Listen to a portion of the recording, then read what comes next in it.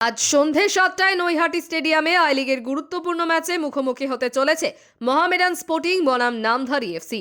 এই ম্যাচেও জয় পেতে মরিয়া সাদা কালো ব্রিগেড। আত্মবিশ্বাসকে সঙ্গী করে এদিনের ম্যাচে মাঠে নামতে চাইছেন তারা। ম্যাচ জয় একমাত্র লক্ষ্য মোহামেডানের।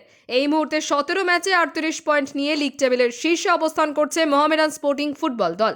প্রথম লিগের ম্যাচে নামধারী এফসির বিরুদ্ধে জয় পায় মোহামেডান। এই ম্যাচেও 3 পয়েন্টের টার্গেট ছাড়া কিছুই ভাবছে না টিম ম্যানেজমেন্ট। ফলে দলীয় সংহতি এবং টিম গেমে বিশ্বাসী মোহামেডান জয় পেতে মরিয়া। অন্যদিকে শেষ ম্যাচে গোকুলামের বিরুদ্ধে জয় গোটা দলের মনোবল অনেকটাই বাড়িয়ে দিয়েছে। আন্দ্রে চেরনিসভের তত্ত্বাবধানে কঠোর অনুশীলনে ব্যস্ত গোটা দল। দ্বিতীয় লিগে আত্মবিশ্বাসকে সঙ্গী করেই খেলতে নামবে তারা।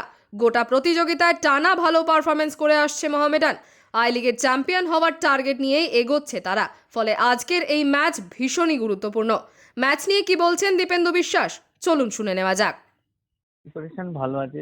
লাস্ট দুটো ম্যাচ জেতার পরে একদিন রেস্ট ছিল, তারপরে এই ম্যাচ খেলার জন্য আমাদের খেলোয়াড়রা তৈরি। যেন নামধারী এর আগে পরপর লাস্ট 3টে ম্যাচ খুব ভালো ফুটবল খেলেছে। ওরা গোকুলামকে হারিয়েছে, ওরা দিল্লিকে হারিয়েছে, ওরা রাজস্থানের সাথে ড্র করেছে। একটু গাজোয়ারি ফুটবল খেলে, তবে ওরা ভালো খেলেছে গত 3টে ম্যাচ।